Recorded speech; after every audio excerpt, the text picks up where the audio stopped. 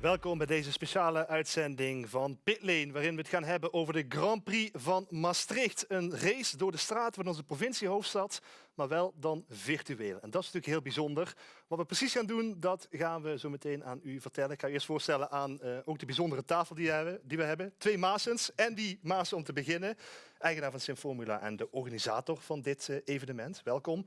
En natuurlijk ook Xavier Maassen. We zien je altijd voorbij komen bij de Formule 1 voorbeschouwingen. En zelf natuurlijk coureur.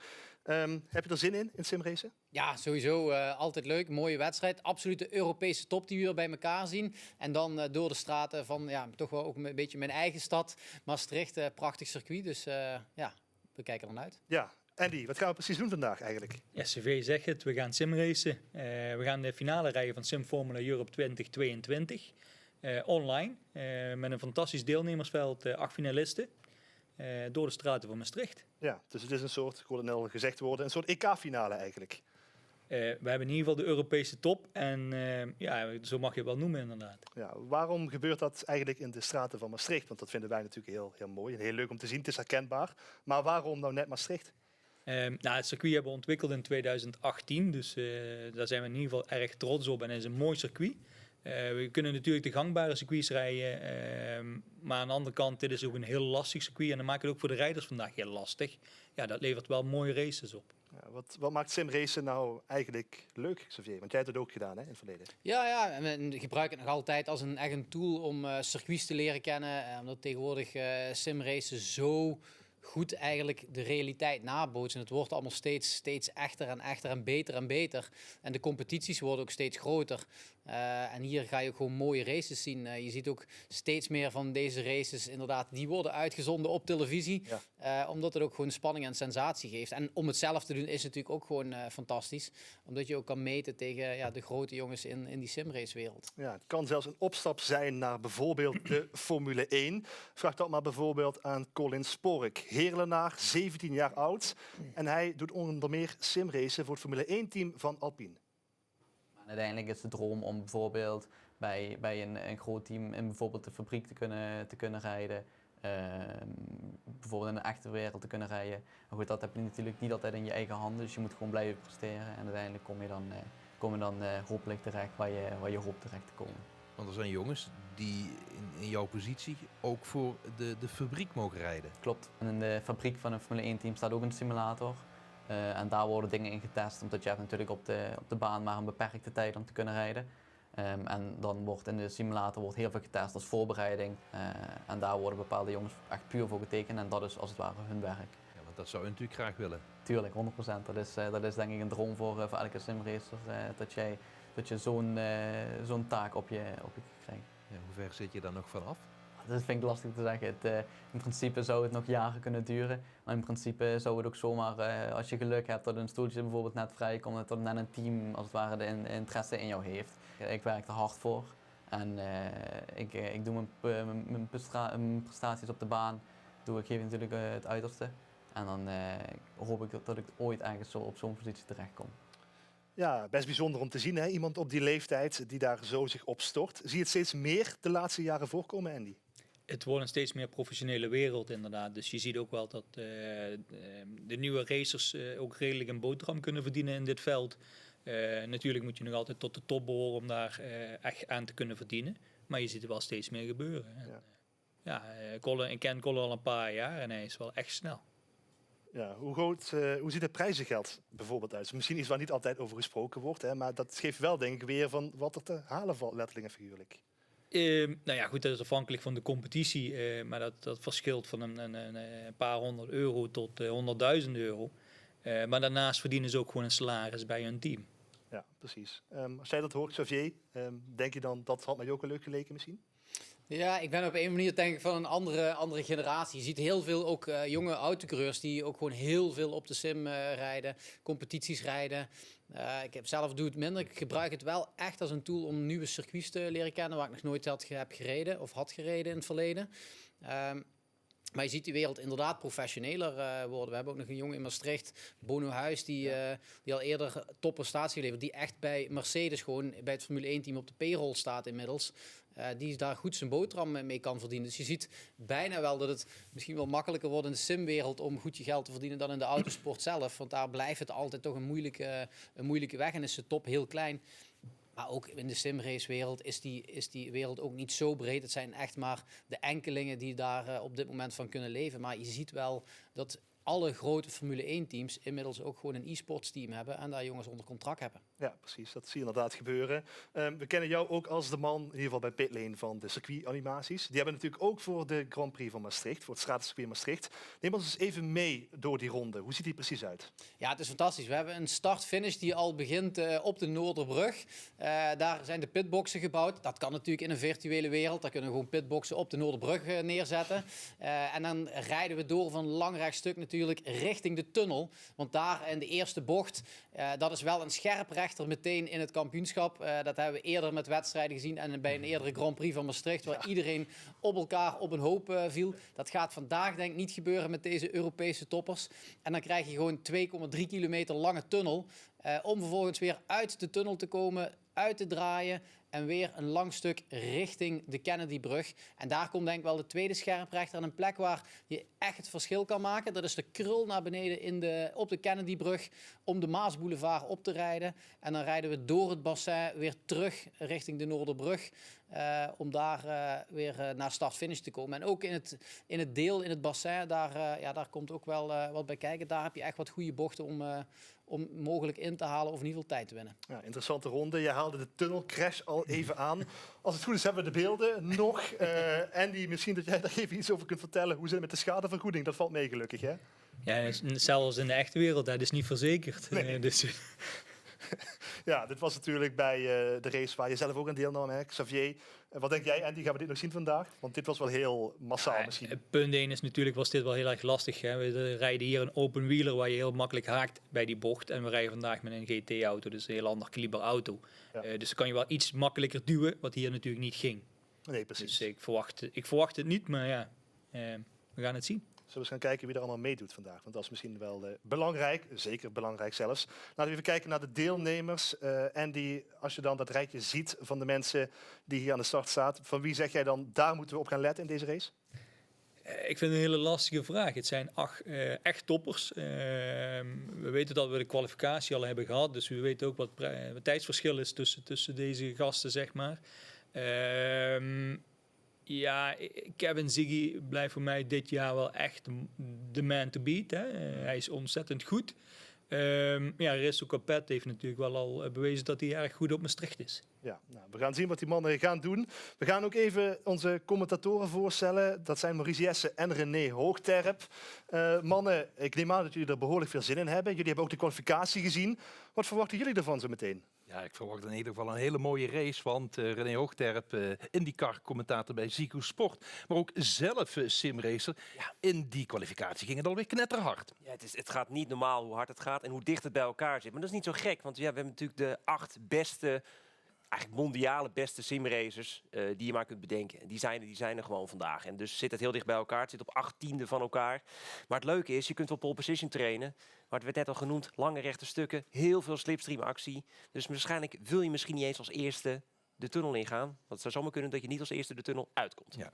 Ondertussen zien we dat ze gestart zijn op de Noorderbrug waar de start is geweest. En ze hebben een omgekeerde startvolgorde die het snelste was in de kwalificatiestart. Nu als 5, dat is straks in de hoofdrace anders. Want we hebben 2 races. Een korte race, een sprintrace en straks de hoofdrace. En er zit ook verschil in de puntentelling. Ja, absoluut. Daar komen we dan zo dadelijk wel op uit. Laten we eerst kijken hoe het dan gaat bij de tunnel. En daar gaat het al mis. Er zijn al 2, 3 auto's zijn al op elkaar geklapt. Ja, en dan is het er zelfs eentje over de kop geslagen. En dan krijgen we toch min of meer dezelfde situatie die we ook 2 jaar geleden zagen in de tunnel. Maar Ziznik is aan de leiding En dat is de man die volgens mij vanaf plaats 5 de wedstrijd mocht aanvangen. Maar ja, die wordt verder ingehaald. En is het Kevin Siggy die de leiding heeft overgenomen. Meteen als slipstream actie. De tunnel weer uit. En dan gaat dus de tunnel uit. Heel belangrijk is die slipstream actie. Ze rijden op dit moment met een McLaren Senna GTR. En dat is een GT-wagen waarbij die achtervleugel ontzettend belangrijk is. Want die hebben ze van tevoren kunnen instellen. En dat is natuurlijk de keuze maken. Zet ik veel vleugel waardoor ik veel downforce heb. Of zet ik die vleugel heel erg plat waardoor ik heel veel topsnelheid kan halen. Voorlopig is het Siggy die aan de leiding is. En Cinčić zit hem op de hielen.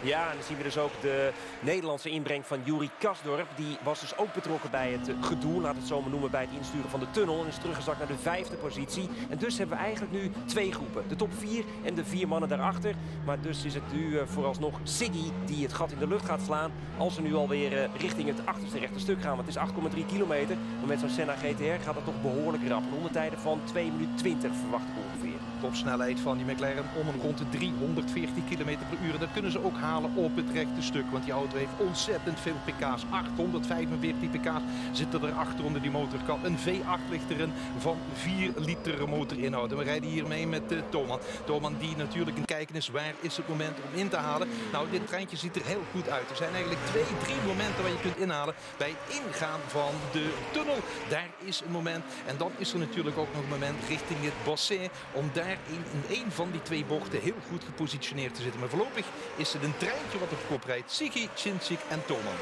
En zo hebben we de openingsronde gehad. Zijn we weer op de Noorderbrug. Zien we rechtsonder in beeld Marcel Cinčić. Wordt toch wel vaak betiteld als mogelijk kans hebben voor de eindoverwinning. Wat misschien, je zei het net al Maurice, het is een puntenrace. We hebben 2 wedstrijden, maar het gaat om het aantal punten wat je gaat verzamelen. Deze eerste sprintrace, waar de top 5 dus is omgedraaid op de startgrid. Terwijl Cinčić wel het gat helemaal dicht lijkt te remmen richting Kevin Siggy. Je kunt dus wat minder punten halen. Die hoofdrace van zo dadelijk, daar worden de grootste knikkers uitgedeeld. En het is wel vooral van belang dat je goede punten gaat verzamelen. Maar deze Cinčić wordt toch als betiteld als groot kanshebber. En is zeker nu kanshebber om de leiding over te nemen. Die gaat aan de buitenkant nu voorbij aan Kevin Siggy. En dus hebben we weer Cinčić aan de leiding. Het ideale moment om natuurlijk in te halen. Terwijl we zien dat daar Cinčić tegen de muur aanrijdt. En dat is natuurlijk heel erg moeilijk met de schade die ze hebben. Want de schade van deze auto's in deze race staat op 100%. Dat betekent dus als je daar schade hebt, dan zul je dat de rest van de race merken. Je kunt wel verder rijden, maar dan gaat het zoals je hier ziet heel erg lansen. Dat is eigenlijk een uitschakeling op dit moment van Cinčić. Want die gaat echt tijd verliezen, die gaat naar achter vallen. En dan zien we ook dus dat Briljak hem alweer voorbij is. Nou, en ik ben ook benieuwd, heeft Kevin Siggy misschien wat schade? Want dan is het ook Jari Thoman, die gaat eigenlijk met speelsgemak voorbij. Ja, je moet je voorstellen, deze auto's zijn aerodynamisch zo gevoelig. En moet je kijken, Briljak was een beetje kansloos, maar dat gat wordt door 2 man in de lucht geslagen. En zoals het Briljak, die pakt gewoon P2 over. En ik heb het idee dat Kevin Siggy ook schade heeft. En dus was Jari Thoman letterlijk nu de lachende derde, want die leidt nu de wedstrijd. Ja, je zou wel naar binnen kunnen gaan naar de pits, maar dan is het helemaal kansloos. Want nu zijn natuurlijk de punten. En we zien het ook al, de wagen van Briljak. Die is ook een beetje aan het liften naar links en naar rechts. Die hebben ongetwijfeld vooraan die reuzensplitterschade opgelopen. En als je die reuzensplitterschade oploopt, dan kan de luchtdoorstroming niet meer goed onder die auto heen of over de auto heen. Afhankelijk van waar die schade zit. En dan verlies je topsnelheid, zoals we hier zien dat er wederom een inhaalactie is. Kevin Siggy op de 3e plek. Briljak, plek nummertje 2. En Thoman op dit moment is de raceleider. Ja, Jiri Thoman, de 25-jarige Tsjech, die heeft nu gewoon een voorsprong van een kleine 2 seconden. Dat is uiterst royaal met de verschillen die normaliter zo klein zijn. Maar ja, Thoman heeft waarschijnlijk nog geen schade. Kevin Siggy heeft 100% schade. Simonscic, die zagen we een beetje in het niemandsland was hij uitgekomen na bocht 1. En nu pakt hij wel misschien gewoon goede punten voor dit mini-kampioenschap wat we dus toch gaan rijden. En Cinčić ver teruggezakt inmiddels. Terwijl Jajovski ook al uitgevallen is. Ja, zo zijn er best wel wat slachtoffers in die eerste korte race van de avond. Ja, ze rijden niet meer zo kort achter elkaar. Dat is op zich voor deze wagens, voor die McLaren Senna, niet zo erg. Want die wagens hebben schone lucht nodig. Want in die schone lucht presteren ze het best. Op het moment dat je te kort achter iemand anders rijdt, dan gaat die wagen vibreren en is het veel lastiger. Dat zagen we zojuist ook in een kleine bit. Dan gaat dat stuurtje heel snel van links naar rechts op en neer. Kevin Siggy op dit moment op de 3e plaats. Rijdt voor Team Redline. En dat team kennen we natuurlijk ook van Max Verstappen. Want dat is ook de virtuele virtuele raceploeg van Max Verstappen. Hij komt uit Slovenië, was dit jaar een heel goed op dreef. Hij was onder andere winnaar van de DTM 2022 in een Ferrari 488. En het mooie was dat hij ook nog een shootout kon rijden op de DTM. En volgend jaar als beloning, als prijs, mag hij in een echte DTM gaan rijden. Voorlopig rijdt hij hier bij de Grand Prix van Maastricht op de 3e plek. En deze Petter Briljak, ja, die heeft is een beetje uit de problemen gebleven. En dat is misschien wel verstandig ook, want het gaat dus om die punten die je gaat verzamelen. Je kunt 20 punten pakken voor de eerste positie in de sprintrace. Je kan 18 punten pakken voor plaats 2. En die 16 punten die deze Briljak dan meteen nog gaat meenemen. Ja, Jajovski, misschien ook een groot kanshebber voor de eindoverwinning, is natuurlijk de regerend kampioen van Sim Formula Europe. Die gaat gewoon geen punten scoren, want die is al uitgevallen. En dus die punten, dat gaat echt nog wel een scherprechter worden hoor. Ook na die tweede wedstrijd van vanavond. Ja, we moeten niet vergeten, de kwalificatie heeft ook 3 punten opgeleverd. Dus Jajovski heeft dan al die 3 punten te pakken. Terwijl we zien dat de racetijden steeds sneller gaan. De kwalificatie 1:12:09, dat was de kwalificatietijd. Maar die tijd is ondertussen alweer verbeterd. 2,5 seconden is de achterstand van Briljak op Thoman. En Thoman, ja, die kan eigenlijk met nog zo'n halve minuut rijden makkelijk uitrijden deze Grand Prix van Maastricht. Ja, je ziet linksboven in beeld dat de tijd afloopt en lijkt het erop dat we nog net 1 ronde extra gaan rijden. En dus de slotronde voor Briljak, maar ook Thoman. En het is vooral zaak om op dit toch smalle circuit, op sommige punten is het toch behoorlijk smal hier, het virtuele circuit van Maastricht, om die auto uit de muur te houden. Want het gaat zo onnoemelijk hard. En met deze auto's, het is de mondiale top, maar hier net eventjes een meter te laat remmen, moet je kijken. Dan staat die vangrail en de betonnen muur in dit geval behoorlijk dichtbij. Want het is geen gemakkelijk te besturen auto. Hij vraagt nogal wat moeite om hem op de weg te houden. En dus vooral die aerodynamica die heel erg lastig is bij deze auto af te stellen. Vandaar dat de coureurs ook weken zijn bezig geweest om de juiste afstelling te gebruiken. We zien dat de tijd op is, maar we moeten nog een hele ronde rijden. En ik zie even, op plek nummer 5 is onze Limburgse deelnemer Juri Kasdorp. Geboren in Roermond, maar woonachtig in Montfort. En in Montfort hebben ze hartstikke goed leidingwater wat betreft de racegenen. Want daar komt natuurlijk de familie Verstappen vandaan. Heel goed, heel goed. Jiri Thoman, ja, dat is wel degene die de grootste slag gaat slaan. De eerste slag gaat slaan na de kwalificatie natuurlijk. We kijken rechtsonder met hem mee. Ja, en dus wordt het toch hij rijdt voor het team van Romain Grosjean. En dat geeft ook alweer aan de kruisbestuiving, kruisbesmetting misschien wel tussen de echte en de virtuele autosport. Zo mooi om te zien. En natuurlijk heeft dat een soort stroomversnelling ondergaan de afgelopen 2 jaar sinds corona. Maar het is al lang niet meer een spelletje wat hier gespeeld wordt. Dat is wel duidelijk. En dat weet deze Jiri Thoman natuurlijk ook. Hier die listige kurkentrekker naar beneden. De lus waar de exit hier ontzettend belangrijk is. Het achterste rechte stuk. En dan richting het bassin. En dan is het nog maar een paar bochten volhouden voor deze Jiri Thoman. En dan zal hij de winnaar zijn van de eerste sprintrace van de avond. Maar we hebben zo dadelijk toch de grote wedstrijd. En in die grote wedstrijd zijn meer punten te verdienen. De nummer 1 hier in deze sprintrace verdient 20 punten. Straks in de hoofdrace verdient de winnaar 35 punten. Dus het is zeker nog niet gedaan wat betreft de uitslag. De totaaluitslag wie hier laten we zeggen, de Europees kampioen gaat worden hier op het Grand Prix circuit van Maastricht. Ja, en dan in de absolute slotfase is het Simon Sietz die dan toch nog even de 3e plek overneemt van Kevin Siggy. Kevin Siggy die dus echt heel veel problemen heeft na dat toch onschuldige contact. Wat dan toch heel veel gevolgen heeft. Ja, dus een klein foutje wordt keihard afgestraft. En Kevin Siggy kukelt dus op deze wijze buiten het podium. Maar we gaan naar de man aan de leiding. Het is Jiri Thoman. Die komt over de streep, over de finish. En hij wint dus de eerste wedstrijd van vanavond van Sim Formula Europe 2022. En doet daarmee hele goede zaken voor dit mini-kampioenschap. Maar we hebben zo dadelijk, wat je al zei Maurice, de grote race. Daar worden de grote punten verdeeld. En dan weten we ook pas wie hier uiteindelijk de grote winnaar is. En met de grootste buiten vandoor gaat. Een prijzenpot van €10.000. Ja, ongelooflijk hè, wat een geld, Sam. Ja, dat is toch prachtig hè. Het prijzengeld wat er vandaag in de pot zit, wat te verdelen is. Ja, binnen nu, en laten we zeggen, een goed half uur weten we het. Ja, en één ding is zeker, het is zeker nog niet beslist natuurlijk. Maar die eerste race zit er dus op. Thoman wint voor Briljak en Simon Sietz. Is dat verrassend wat jou betreft, Andy? Ik vind het heel verrassend. Ja. Ja. Waarom? Nou ja, goed, we hebben gezien hoe de kwalificatie ging. En we zagen dat Kevin Siggy natuurlijk enorm hard ging. Misschien net iets te hard, want hij raakt Marta Czincik van achter en dat noemen we bumdwafting. Dus we gaan eens kijken wat dat nog teweeg brengt met tijdstraffen. Maar ja, ik had Kevin Ziggy natuurlijk wel een podium verwacht in de eerste race. Ja, dat is grappig dat je dat zegt, hè, met die straffen. Daar gaat de wedstrijdleider over. En die wedstrijdleider die hebben wij eerder vandaag even gesproken. Dat is Marcel Offermans. Hij zit bij Race Control. We vroegen hem onder meer wat nou het meest gekke is wat hij heeft moeten doen qua straffen in zijn carrière. Daar was wat discussie over welke dingen je allemaal wel en niet mocht aanpassen in de auto. Hadden we net een rijdersbriefing over gehad. En ik zag uit mijn ooghoek dat een van de rijders toch stiekem weer iets zat aan te passen in die sim. Toen heb ik nog eventjes een laatste korte briefing gehouden. En terwijl hij niet op zat te letten, dat gewoon even snel teruggezet, zodat hij dat niet in de gaten had. Op een gegeven moment probeerde hij dus die setting uit. Dat ging niet. Keek hij mij even aan en ik knikte even van ja, dat was ik. Ten slotte, simrace op Maastricht, het stratencircuit vandaag. Is er voor een wedstrijdleider nou een leuk circuit? Nou, ik vind het een leuk circuit. Het is niet een typisch stratencircuit. Het is heel snel, hè? Lange rechte stukken door de tunnel onder andere. Dat maakt dat je eigenlijk heel veel slipstreamgevechten hebt. En dat houdt het voor een wedstrijdleider interessant. Daarnaast is het ook nog eens een keer de stad waar mijn ouders wonen. Dus ik ken het heel goed. Ik zou bij wijze van spreken bij hun buiten kunnen kijken en de auto's zien rijden. Dus ja, voor mij heeft het toch wel een speciaal plekje, ja. Ben jij een beetje fan van die wedstrijdleiders, Xavier?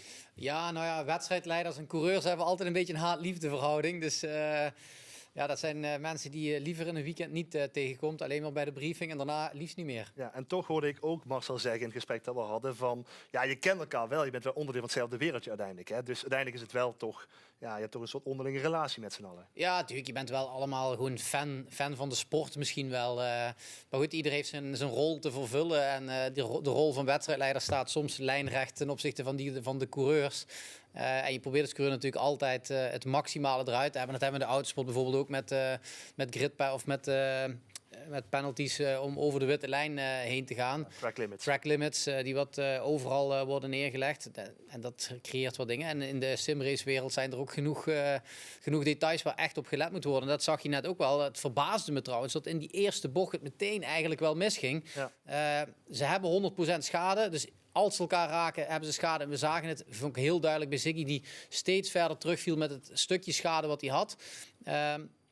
Die uiteindelijk toch nog een vierde plek net wist te behouden voor Kasdorp. Maar ja, het verbaasde me dat toch in die eerste bocht meteen toch al de actie gebeurde. En daarna was echt de spanning heel groot. Het leek wel bijna de finale tussen Hamilton en Verstappen die elkaar raakten en de vangrail ingingen. Het was een heel spannend moment, waardoor alles een beetje door elkaar werd gehusteld. Maar ja, dat is het mooie van zo'n stratencircuit. Ja, en toch weer die tunnel, hè, Andy, uiteindelijk.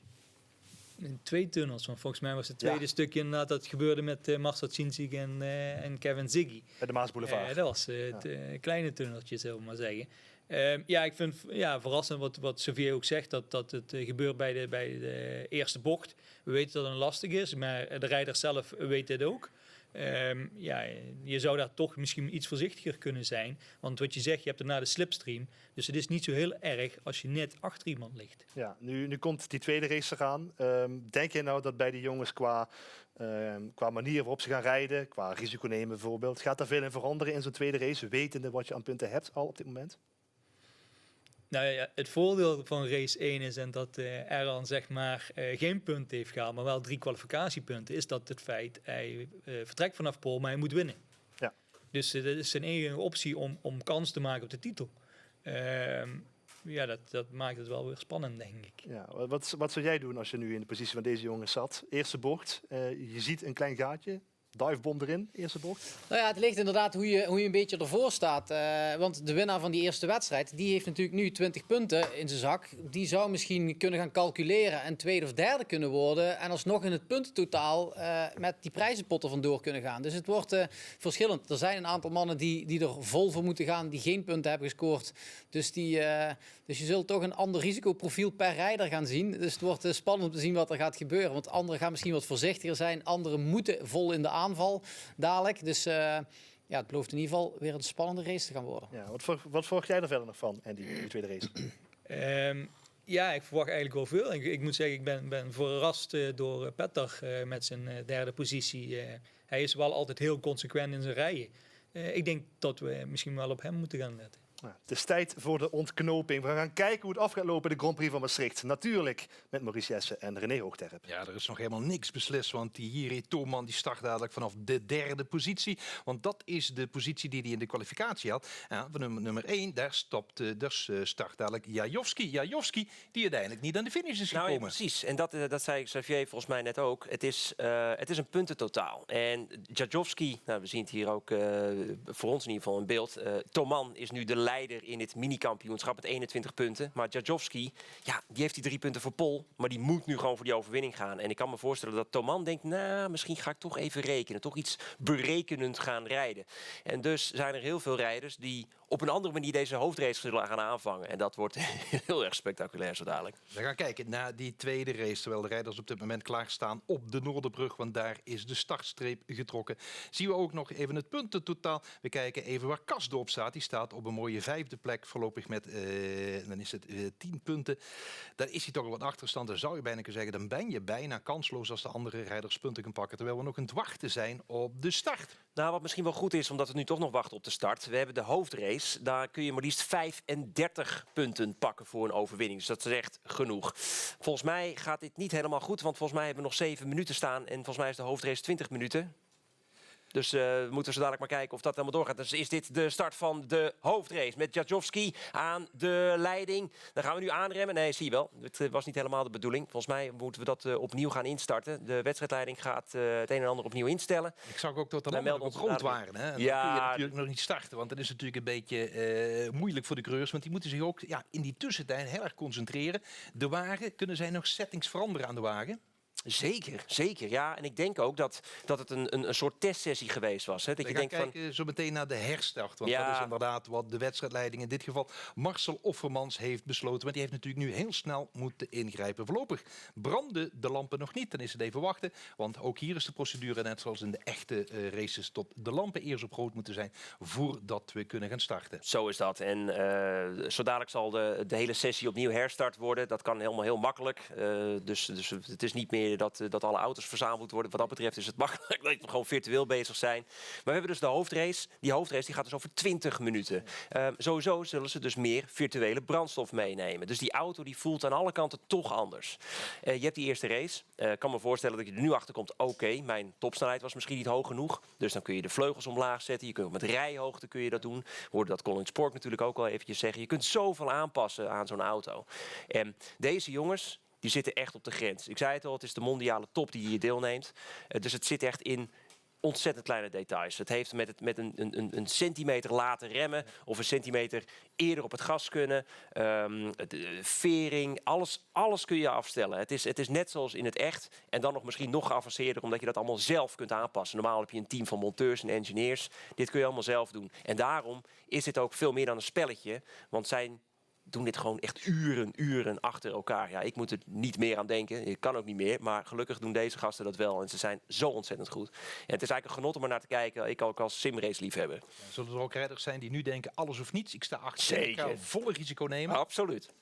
Ja, ik zou zeggen, als je persfotograaf zou zijn, dan zou ik een techie zou zijn. Ga naar die eerste bocht, want het wordt een spektakel. Ja, want dat is ongetwijfeld de scherprecht. Op Ja. het moment dat je daar heel erg goed zit, vanuit die kwalificatie voorin zit, zou je daar natuurlijk misschien 1, 2, 3 deelnemers kunnen inhalen. Nou ja, of profiteren van fouten. Want je zag dat er zoveel misging bij het insturen van de tunnel in die eerste race. Ja, en nu heb je natuurlijk de snelste in de kwalificatie. Ik zei het al gekscherend, de snelste in de kwalificatie hoeft niet de snelste te zijn in de race. Nou ja, dat kan ook een stukje pech zijn, wat we dus ook hebben gezien in die eerste wedstrijd.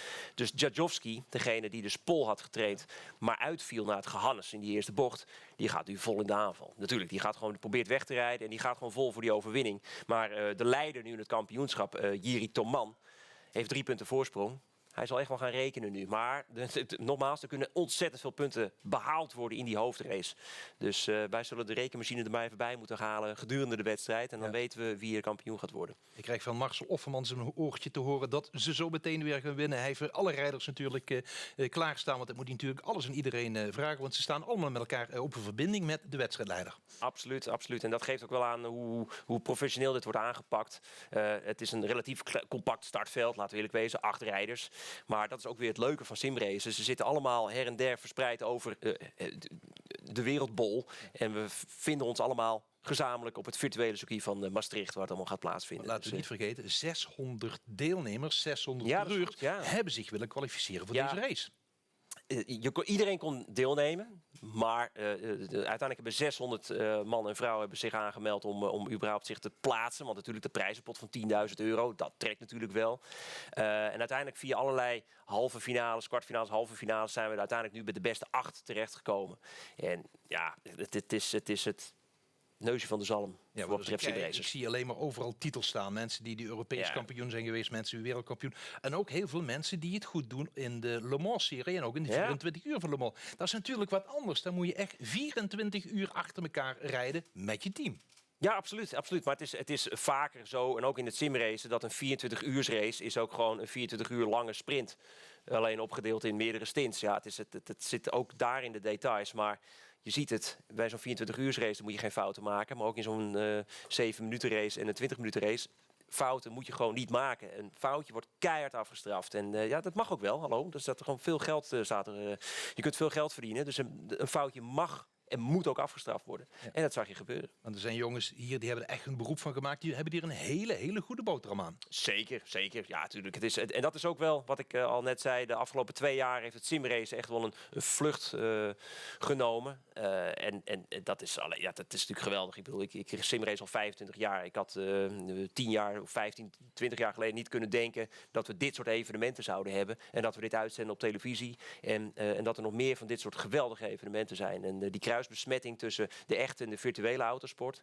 Ja, dat heeft ook zoveel teweeggebracht. En dat is genot om naar te kijken. Ja, want dan hebben we zo'n jongen als Kevin Siggy, die dan vanuit de sim eigenlijk gewoon in een raceauto stapt op het circuit, het DTM, Loutsenring, heeft hij gereden. En hij blijkt gewoon even snel te zijn als de mannen die al jaren op het circuit rijden. Nou, en dat is het grote verschil met simracen en bijvoorbeeld als iemand heel goed FIFA kan spelen. Kijk, als iemand heel goed kan FIFA, dat wil niet zeggen dat hij door het eerste van, wat heb je hier, MVV, opgeroepen kan worden om dan even te gaan voetballen. Maar als je goed kunt simracen, dan heb je ook wel echt de feeling, los van het gevoel in je kont, maar je weet wel van racelijnen, apex pakken, rempunten vinden. Dat zit wel. Dus het is heel goed mogelijk dat als jij een goede simracer bent, dat je ook heel goed op het echte circuit, dat je dan goed tot z'n recht komt. Dus dat is wel.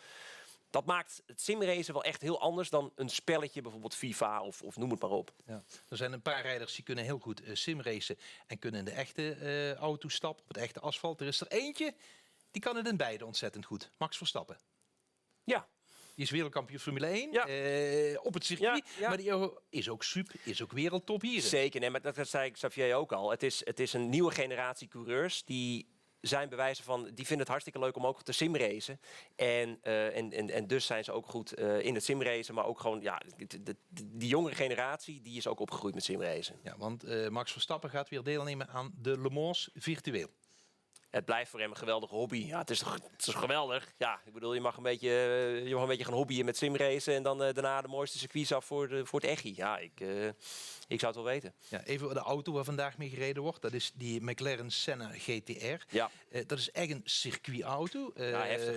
Je hebt een straatversie ervan. Ja. Maar deze waar ze nu mee rijden, daar kun je niet mee op de straat rijden. Die heeft geen kenteken. Nee. Dit is wel echt een hele heftige hypercar. Een trackday hypercar. Eigenlijk zonder beperkingen. Noem het maar op. Het is 825 pk heeft hij volgens mij. Een V8. Het is heel licht is hij ook. Dikke vleugels erop, dus het is met niks te vergelijken met een straatauto.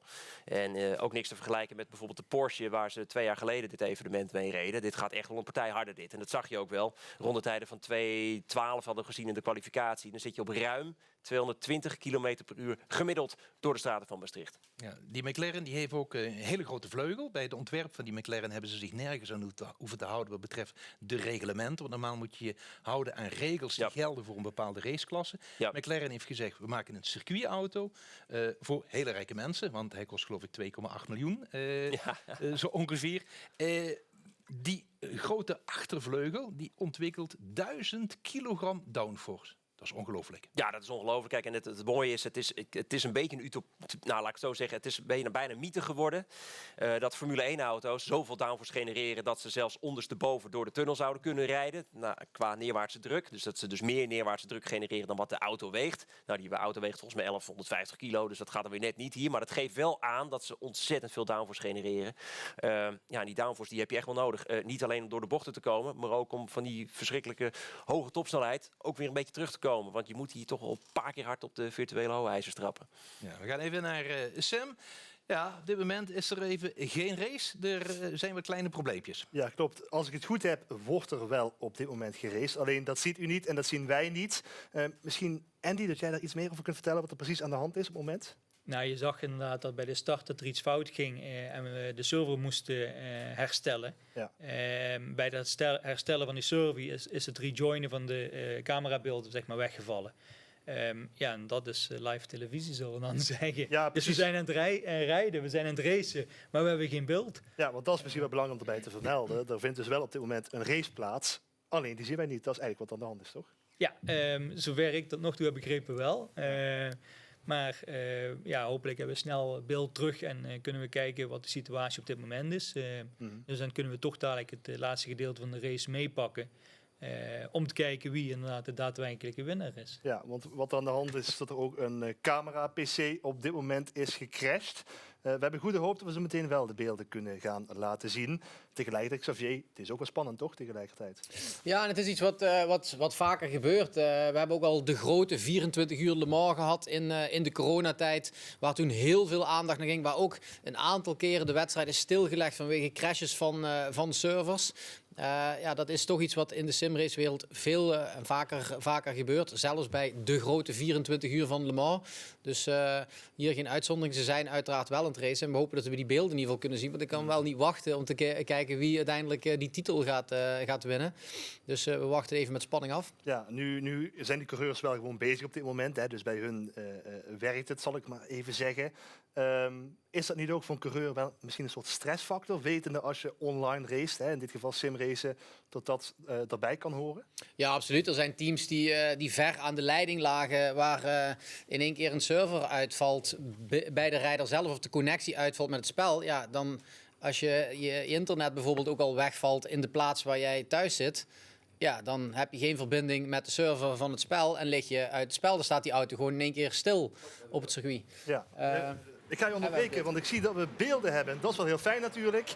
Maurice, René, zeg maar, hoe staan ze ervoor? We gaan er ook precies in. En we zien dat Siggy op dit moment, de man die we van tevoren al gezegd hadden, dat hij toch zeker tot de favoriet is op dit moment de leiding heeft. We zijn een minuut of 8 onderweg, René. Ja, en ik zie dus Kevin Siggy aan de leiding. Maar de voorsprong is heel klein. Het zit weer heel dicht bij elkaar. En dus is mijn aanname dan even dat er niet zo heel veel gebeurd is in die tunnel. Heel goed om te zien. We rijden mee met Marcel Sisnik aan de buitenkant nu bij Simonschitz. Want dat wordt zo daar de buitenkant. Die lus rechtsaf. Dan hebben we dus Kevin Siggy, Jajowski en Toman. Toman, degene die dus de eerste wedstrijd won op de 3e positie. En die heeft, mocht het zo finishen, de beste papier in handen. Want dan is het meteen tellig geblazen. Want die punten uit die eerste race neemt hij dan natuurlijk mee. In de tweede race zit hij dan op de 3e plaats. Ga ik heel snel kijken hoeveel punten hij dan zou gaan krijgen. Dan zou hij namelijk 26 punten krijgen als hij die 3e plek vasthoudt. En dat is natuurlijk een bak aan punten. We gaan nu door de tunnel en kijken eens hoe kort dat langs die rand van die tunnel gaat. Eén heel klein foutje, één hele kleine stuurbeweging. En je hebt schade. En we hebben gezien wat schade kan betekenen. Dat zou zomaar kunnen betekenen dat je meteen een aantal plekken terugvalt. Ja, daar weet Kevin Siggy natuurlijk alles vanaf. Erwan Jajowski, dat is de regerend kampioen van Sim Formula Europe. Ja, die weet van een 2e positie dat dat niet genoeg is. Want hij viel dus uit in die eerste wedstrijd. Sterker nog, kwam eigenlijk niet veel verder dan de openingsbocht. Heeft het in die zin veel beter voor elkaar. We hebben nog 11 minuten te gaan. We zitten dus bijna op het halverwegepunt in deze tweede en in onze ogen de belangrijkste wedstrijd van de avond. Kevin Siggy vooralsnog aan de leiding. Maar je ziet het is een mooi slipstream festijn aan de kop met de top 3 behoorlijk dicht bij elkaar. En als het aan hun ligt, zorgen zij er ook voor. Beetje samenwerken, nu nog wel. dat de rest niet de aansluiting kan vinden. Ja, waarbij het natuurlijk opletten is, want we zagen daar de remschijven rood gloeiend worden. En dat moet je natuurlijk ook een beetje managen, want je kunt wel heel hard steeds op die rem trappen. Maar op het moment dat je remmen oververhit raken, dan zijn die een paar metertjes langzamer wat betreft remkracht. En dan zou het zomaar kunnen gebeuren dat je daar dan de bocht mist. We zien in de slipstream op dit moment Jajowski. Jajowski met daarachter natuurlijk Thoman. Thoman een beetje op het vinkertouw. Daar zou nu wel eens een hele mooie actie kunnen gaan komen bij het uitkomen hier van de tunnel. We zien eigenlijk 2 keer een treintje van 3 rijders achter elkaar. Voorlopig blijft dit de situatie. Seki, Jajowski, Thoman het eerste treintje. En daarna is het Simonic, Kasdorp en Czincik. Ja, en het is wel een punt van het circuit waar je niet heel makkelijk kunt inhalen. En ik denk dat stel je bent de snellere, dan ga je toch afwachten tot dit achterste rechte stuk. Of het ene achterste rechte stuk, laat het maar even zo noemen. Richting, wat is het, de John F. Kennedy lus eigenlijk. Langs het Mac rijden we hier volgens mij nu ook. En dan zien we Jiri Thoman. Nogmaals, mocht het zo finishen, en dat is even een aanname, maar ik ga er toch wel even stiekem wel vanuit, is Jiri Thoman de kampioen van Sim Formula Europe 2022. Dus hij zit een beetje in, ja, wat moet ik doen? Niet te veel risico nemen, want elke inhaalspoging heeft natuurlijk een risicofactor bij zich. Als het aan hem ligt, eindigt hij gewoon lekker op P3. Vindt hij het helemaal prima. Maar ja, hij ziet ook wel in de spiegels dat Simoncic zit op zo'n 1,5 seconde. Dat gat moet niet veel dichter en veel kleiner worden. Want dan kan het nog wel eventjes hectisch worden in die laatste 9 minuten van de wedstrijd. Ja, voorlopig is het Sigi en Jajowski die met z'n tweeën uitmaken wie er daar de leiding gaat nemen van deze wedstrijd. En het is echt Jajowski die in ideale positie is en kiezen om hem ergens een keertje uit te remmen. Want Sigi is weliswaar natuurlijk een hele goede rijder. Maar zo kort achter elkaar rijden is natuurlijk niet goed. Want deze auto's die leven een beetje van de luchtstroom, van de downforce. En als je zo heel erg kort achter elkaar zit, dan is die downforce toch wat minder. Wil je hem echt op topsnelheid hebben, dan zou je eigenlijk schone lucht moeten hebben. Je ziet het ook hier, ze zijn iets verder uit elkaar, gaan ze hier over start-finish op de Noorderbrug heen. Ja, Maurice, dat zeg je heel goed. Het is natuurlijk een simulator. Dus alles wat je in de echte wereld zou hebben met turbulentie en vuile lucht, die heb je hier dus ook. En zo zie je dat Kevin Siggy, ja, die kan wel in de spiegels kijken. Die zag dat Jajowski probeerde een aanval in te zetten, maar dacht, nee, weet je wat, ik wacht tot deze tunnel. En terecht, want die tunnel, ruim 2 kilometer lang, ja, dan heb je heel veel mogelijkheden om te gaan slipstreamen. Je ziet rechts onder in beeld Kevin Siggy, die kijkt ook half in de spiegels. Die denkt, waar komt hij? Wanneer komt hij? En daar komt hij dan, Jajowski. Dat wordt de binnenkant zo dadelijk, uitkomen van de tunnel. Dit ging natuurlijk de vorige keer ging dat mis. En het is Thoman die mee probeert te klappen. Maar Kevin Siggy die gooit en smijt het gat daar dicht. En zo is Jajowski aan de leiding. Voor Siggy en Thoman terugverwezen. Nog altijd op P3. Maar die vinden het nog altijd prima. Maar heeft nu wel een andere man voor zich zitten. Dat is Kevin Siggy. Dat is een hele gevaarlijke situatie voor Thoman. Want als Thoman door blijft gaan en die ziet dan bij die auto komen en die denkt, ik hou het gas vast, ik geef een plekje niet op. Dan zou het zomaar eens kunnen betekenen dat hier de eindwinst in dit kampioenschap aan zijn neus voorbij zou gaan. Dus heeft hij eieren voor zijn geld gekozen en heeft hij op de rem getrapt. Die rem die overigens met een behoorlijke remkracht altijd ingetikt moet worden. Nou, ingetrapt hebben we nu Kevin Siggy zien. Die hier dan toch met z'n tweeën naast elkaar, met z'n drieën naast elkaar. Is het Thoman die daar voorbij kan die mee? Nee, het is in ieder geval Siggy die nog steeds daar aan het vechten is. 2 rijders dik, 2 auto's dik door die lus. Dat kan bijna niet goed gaan. Maar oh, het zit het veld hartstikke kort bij elkaar. Want die rijders die daarachter rijden, die zijn wel heel erg goed teruggekomen. Ja, maar dit is precies niet wat Thoman wilde. Want dit is dus het hele setje is bij elkaar gekomen. Omdat Jajowski en Siggy zo aan het knoeien waren. En zo is het Simoncic die de aansluiting kan vinden. En zo is het bijna, hier kijk, Juri Kasdorp, ook hij heeft de aansluiting gevonden. Moet je kijken, het zijn 4 man voor hem die een gat in de lucht slaan. En zo is Juri Kasdorp ook gewoon zomaar kans hebben voor de overwinning in deze tweede race. Het zit ontzettend dicht bij elkaar. We hebben nog 6,5 minuten ruim over. En het worden 6 hele hectische minuten hier op het virtuele circuit van Maastricht. Ja, want hier is nog helemaal niks beslist in deze wedstrijd. Want het kan zomaar gebeuren dat dadelijk Thoman ineens een tik krijgt en er vanaf gaat of schade oploopt. Dat zou natuurlijk niet netjes kunnen zijn. Maar ja, het gebeurt wel natuurlijk in het virtuele racen dat af en toe een rijder te laat op de rem trapt en dan heel even een tegenstander aantikt. Je moet ook nog niet vergeten, er zit een ploegbelang bij. Want 4 rijders in totaal van dit deelnemersveld van 8 mensen, die zijn namelijk een vertegenwoordiging van het team van Romain Grosjean. Het zou zomaar kunnen zijn dat ze elkaar een beetje gaan helpen. Dat moet natuurlijk allemaal de wedstrijdleider in de gaten houden. Ja, dat gaat vooral in die laatste fase natuurlijk wat misschien wel een rol van betekenis spelen. Maar we gaan ook kijken naar een Juri Kasdorp. Waarom? Hij is de 5e auto hier in de rij en heeft dus een enorme run die hij kan maken richting misschien wel de top 3 posities. We rijden mee met Kasdorp. En kijk eens dat gat in de lucht wat gemaakt wordt door Simonsic. Maar kijk dan ook hoe met deze snelheden, 300 plus km per uur, is die tunnel opeens behoorlijk smal geworden. Dit is een hele lastige linker doordraaien. Dan kun je niet met 2 auto's naast elkaar. Dat is wat ik bedoelde, dat deze sectie van de baan heel lastig is om in te halen. En dan vooral deze linker is weer belangrijk om een goede run te hebben richting die lus. Die lus waar we de vorige ronde zoveel hectiek zagen. Maar het is Jadjovski die op dit moment, nou ja, ruim, dit is voor wat we tot nu toe gezien hebben, een ruime voorsprong heeft aan de leiding in deze tweede hoofdrace van de avond. 4 rijders binnen een seconde. Waar maak je dat mee? In welke race heb je dat? Ja, in de Formule 1 heb je dat af en toe.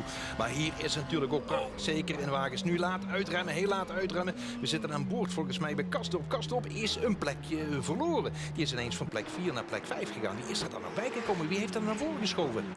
Nou, het is sowieso, iedereen zit bij elkaar. Volgens mij reden we mee met Tom Man. Nu rijden we mee met Kastorp. Maar die ziet gewoon de leidende auto. Ziet hij gewoon. Oké, er zitten een paar auto's zitten ertussen. Maar het zit zo ontzettend dicht bij elkaar. En Kastorp die heeft gewoon goed de aansluiting gevonden. Maar Jadjovski had een ruime voorsprong. Die ruime voorsprong is nu inmiddels wel verdwenen. Het is ook voor ons Simonsic die het eventjes probeerde bij Thoman. Thoman zit toch altijd een beetje in de spagaat. Ja, ga ik in de aanval? Ik heb het idee dat ik opgehouden word. Maar ja, al het risico. Ik ben nu nog steeds waarschijnlijk de kampioen van Sim Formula Europe 2022. En dus ga ik met de grote duiter er vandoor. En dus is een foutje kan letterlijk heel kostbaar zijn. Ja, vergeet niet, hè. Het is €10.000 wat vandaag hier te verdelen is op het circuit de Grand Prix van Maastricht. We zien achter het reuzenrad is het Erwin bovenin te kijken naar deze Grand Prix van Maastricht. En dan gaan we de bocht om naar rechts. Hier is natuurlijk het moment waar we weer een inhaalactie kunnen zien. Die zien we ook achterin het veld. Kastorp en Simonic die proberen bezig daar elkaar in te halen. Maar dat lukt niet. Ik denk dat op dit moment de stand zoals die er nu is voor Thoman is die prima. Die zal dit heel erg goed vinden. Want daarmee haalt hij de grote pot met geld binnen. Absoluut, maar we kijken ook naar Kastorp. Want Kastorp die zit in de slipstream bij Simonsic. Maar ook is het Ziggy die hem daar aan de binnenkant zet. Jadjovski die laat ook Thoman voorbij. En zo is Thoman naar de tweede positie opgeschoven. Jadjovski, en zo zie je, dan kom je als leider de tunnel in. Kom je als derde de tunnel uit. Nou, in Monaco gebeurt dat niet. Zo lang is die tunnel hier in Maastricht. Ja, geweldig toch, hè? Nu Ziggy, ja, toch wel, ja, laten we zeggen, toch wel misschien een van de beste rijders. Misschien wel de beste rijder van de wereld. Die nu hier voorop rijdt. Die hier dan deze tweede race aan de leiding is. 3 minuten en nog een heel klein beetje zijn er te rijden. Plus dan misschien nog een ronde erachteraan. Dat is natuurlijk een beetje afhankelijk van op welk moment ze dan over de finish hier komen. Is het Kevin Ziggy van Team Redline. De ploeggenoot van Max Verstappen in het simracing. 23 jaar oud uit Slovenië.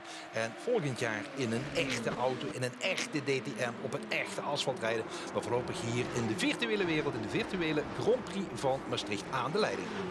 De top 5 als aan een touwtje komen ze uit die lus. Dan richting het achterste rechte stuk. Ook dat weer een flink aantal kilometer voordat we op behoorlijke snelheid door het bassin gaan jagen. En het is Kevin Ziggy, degene die nu aan de leiding rijdt voor Thoman. Thoman, nogmaals, mocht hij zo finishen, dan is hij de kampioen. Want Kevin Ziggy die werd slechts vierde in die eerste race. Nadat hij dus in contact kwam in die eerste wedstrijd. Maar ja, we hebben al zoveel hectische momenten gezien. Het zou zomaar niet het laatste moment kunnen zijn. Maar als ik dit zo zie, gaan we zo dadelijk wel de laatste ronde in. Dus de laatste 8,3 kilometer. En dan weten we wie hier dan de winnaar wordt van Sim Formula Europe 2022. We rijden mee met Jiri Thoman. Heeft prima zicht naar voren. Zal in de spiegels kijken en denkt, nou, dat gaat nog wel iets groter zijn. Maar als het zo finisht, is hij de kampioen. Ja, en Jiri Thoman pakt ook nog een punt mee uit de kwalificatie. Want in die kwalificatie werd hij derde. Goed voor 1 punt voordat de echte grote races al begonnen zijn. Dat zou dadelijk nog eens heel belangrijk kunnen gaan worden. Ziggy aan de leiding. Heeft niet veel voorsprong. Wat is het? 14e van een verschil op Thoman. En Thoman, ja, die hoeft niet aan te vallen. Die moet natuurlijk ook zitten te rekenen. Die moet zitten te rekenen thuis op zijn computer. Nou, niet op zijn computer, want dan heeft hij dadelijk een crash. Maar in ieder geval hoofdrekenen, dat zal hij zeker voorlopig aan het doen zijn. Hij ziet dat Jajowski ook heel erg op het vinkentouw zit. En we zien wederom in de tunnel een aanval. Ja, en het is dus Thoman dus die zegt van, nou, hij kan het rustig aan doen. Maar ondertussen denkt hij, nou, ik kan ook gewoon voor dagsucces gaan. Waarom niet? Nou ja, waarom inderdaad niet? En dus heeft hij nu de leidende positie overgenomen. Ja, dat zou het zijn, zeg. 2 overwinningen pakken. En dat is een klein contact daar van Ziggy. En dat soort kleine contactjes, dat kan misschien al funest zijn voor de topsnelheid van Ziggy. We zagen het in de eerste race. En Thoman heeft een goede run, hoor. Bij het uitkomen, veel meer tractie. Het lijkt erop dat hij misschien wel meer vleugel heeft staan. Dus misschien een aanname. Dan gaat hij wel een gat in de lucht slaan op dit moment. Maar Thoman in de slotronde van Sim Formula Europe 2022 pakt hij ook even de leiding over. Niks rustig aan doen. Gewoon toeslaan op het moment dat het kan. En dan moet je het nu even volhouden. Geen fouten maken. En het is zeker geen koekenbakker, die man. Hij rijdt voor het team van Romain Grosjean. 28 jaar, kwam bij Tsjechië en was in 2021 endurance kampioen in de LMP2-klasse. In 2021 had hij sowieso een heel goed jaar, want toen werd hij ook derde in de BMW Sim. En nu lijkt het alsof hij een heel groot succes gaat binnenhalen, want hij gaat hier eigenlijk een beetje het Europees kampioenschap van het Sim Racing dadelijk binnenhalen op het circuit in Maastricht. De klok tikt door en we zien dat er nog een seconde of 10 te rijden. Dat betekent dus dat we dadelijk nog een ronde erachteraan gaan krijgen. Of is het nu meteen de finish? Ja, nee, dit is zometeen de finish. En het was, Jajowski probeerde nog een alles of niets poging te doen om het gat te dichten. Raakt daar de muur, maar het was die exit van Thoman uit de lus. Opkomen op het achterste rechterstuk, dat was de sleutel. Als hij daar goed uitkwam, hier kun je namelijk niet meer inhalen. Het is Jiri Thoman. 1 keer rechtsaf, 1 keer linksaf, weer richting de Noorderbrug. Wint niet alleen de eerste race, maar wint ook de tweede race. En dus de terechte kampioen van Sim Formula Europe 2022. Ja, geweldig gedaan. Natuurlijk ook nog even kijken naar onze Limburgse deelnemer Kasdorp. Die wordt op 1,8 seconden vijfde en heeft dan toch een heel klein beetje de Limburgse eer hoog gehouden. Nou, dat was spectaculair als bij elkaar. Ja, je ziet het misschien niet, Andy, maar ik heb eigenlijk op het puntje van mijn stoel gezeten de hele race. Ik denk we allemaal. Ik weet niet of het nou voordelig was of nadelig dat we het eerste stukje hebben gemist. Maar volgens mij hebben we meer dan genoeg spanning in het stuk gekregen wat we hebben gezien. Ja, zeg dat wel. Xavier, ook als jij kijkt naar die race, hè, bedoel, het ziet er dan uit. Race 1 winnen, die Thoman race 2 winnen. Hè, dan zou je misschien zeggen, scorebordjournalistiek, ja, duidelijk de beste. Maar zo makkelijk was het natuurlijk niet. Nee, zo makkelijk was het zeker niet. Maar hij had het wel heel goed voor elkaar. En het was interessant te zien in die tunnel. Hij bleef lange tijd hangen. En op een gegeven moment ging zijn teamgenoot. En daar zag je dat teambelang wel opkomen. Het leek wel of hij echt Ziggy voorbij liet en meteen zijn teamgenoot.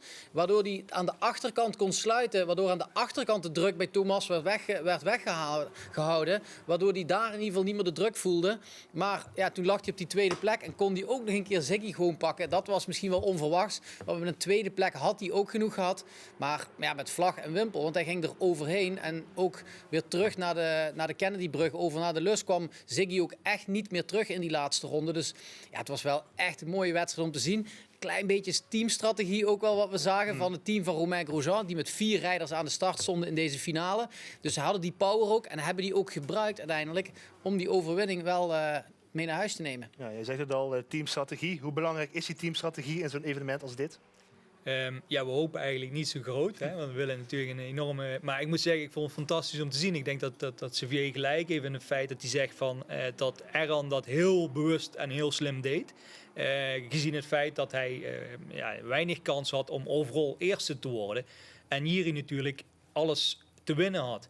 En hij deed dat heel slim door meteen dat gat te dichten. Ja, ik denk wel dat misschien wel Romain zelf aan de telefoon hing om te zeggen van... volgens mij moeten we hier ingrijpen en zorgen dat we die overwinning binnenhalen als team. Ja, want als je kijkt naar Jiri Thoman, endurance kampioen in de LMP2, derde bij de BMW Sim vorig jaar. Is dit nou voor zo'n jonge 28 jaar Tsjech, is dit nou de grootste overwinning uit zijn simcarrière tot dusver? Moet je dat zo een beetje zien? Ja, ik denk dat dit wel in een top 3 lijstje terechtkomt. Ja, precies. Ja, het was een naam ook wel, die minder misschien in die top 8. Hè. We hadden het over een Europese top en daar hoort hij wel bij. Maar het was zeker geen favoriet vooraf. Ja. En dan is het toch wel mooi dat hij het wel gewoon heel goed doet. Natuurlijk met een beetje geluk uit de rotzooi gebleven in race 1. Maar om dan race 2 ook nog te winnen, ja, dan laat je wel zien gewoon dat hij ook echt deze race... En voor dit kampioenschap echt de absolute baas was. Maar zoals je zegt, dat was natuurlijk fantastisch om te zien dat hij nog voor de overwinning gaat. Ja. Hij had zijn rust achter zich door Eran, maar hij pakt toch die overwinning. Ja, we kunnen even gaan kijken naar de beslissende inhaalactie die deze wedstrijd toch in het slot gooide uiteindelijk. Het gebeurde onder meer in de tunnel, zoals zo vaak. Als je nou kijkt, Xavier, naar deze beelden en überhaupt naar deze race, in hoeverre speelt zo'n circuit dan een rol om dit dan toch ook een mooie race te laten zijn? Ja, die tunnel is wel echt een scherprechter, want daar kan altijd goed ingehaald worden. Ja, dat is wel heel mooi, omdat je daar echt die lange slipstream hebt. Het werkt een beetje zoals een DRS in de Formule 1. Het is zo'n lang rechtstuk dat je gewoon er echt goed langs kan slipstreamen. Maar ja, je moet dan ook wel oppassen, want richting de Kennedybrug heb je eigenlijk ook weer zo'n lang rechtstuk. Iets minder lang. Dus ja, het circuit heeft wel zeker meegespeeld om goede inhaalacties te zien. Ja, gewetensvraag. Is het niet eigenlijk veel spannender dan de Formule 1? Ja, het is anders. Het is anders. Het zijn appels en peren, vind ik. Uiteindelijk simracen, het blijft wel in die zin simracen. En het echte gevaar dat iemand crasht, dat iemand in een ziekenhuis kan belanden of nog erger, dat heb je niet. Iemand drukt op escape en ligt op zijn kop en ligt uit het spel en stapt uit zijn computer thuis. En dat verschil blijft natuurlijk bij het animo voor de echte autosport natuurlijk wel groot houden, omdat mensen toch hun leven op het spel zetten. Dat is hier niet. Maar we zien wel gewoon dat het op het scherpst van de snede wordt gereden. En die jongens ook gewoon enorm veel uren kunnen insteken om te oefenen, waardoor het ook zo dicht bij elkaar zit. En we hebben gewoon een prachtige avond sport gezien. Ja, hoe denk jij daarover, Andy? Komt het steeds dichter bij elkaar, die werelden? Nou ja, goed, ik moet zeggen wat Xavier ook echt terecht zegt. Je hebt het verschil natuurlijk inderdaad tussen circuitracen en het virtueel racen. Het stukje gevaar is net iets anders. Maar ja, de spanning vind ik, die zit toch echt wel kort bij elkaar. Dus we zagen 5 auto's op een seconde van elkaar rijden die tunnel in. Nee, ik werd wel bang, moet ik zeggen. Ik was zelf al bang om te crashen. Dus, dus je zit wel op een puntje van je stoel, wat je terecht zegt. Zeker zal er een overlap zijn van de 2 werelden. Maar dat zal, het zijn wel nog 2 werelden altijd. Ja. En dat is ook terecht zo. Ten slotte, laatste vraag. Hoeveel groei is er nog voor het simracen wat jou betreft? Nou, we zitten in het beginstadium. We gaan de komende jaren enorme groei meemaken in het simracen. Goed, ik ga jou bedanken voor je komst naar de studio. Tof dat we de races konden zien. Xavier, ook jij bedankt voor je visie. En ook bedankt onze commentatoren natuurlijk, Maurice Jesse en René Hoogterp. Het was een spektakelstuk uiteindelijk, de Grand Prix van Maastricht. Het simrace-evenement door de straten van onze provinciehoofdstad. Met uiteindelijk ook een conclusie die toch niet tegenviel, laten we dat zo zeggen. Ik bedank u voor het kijken naar deze speciale uitzending van Pit Lane. Volgende week zijn we dan met een voorbeschouwing op de Grand Prix van Singapore, waar Verstappen misschien wel kampioen gaat worden. Tot dan.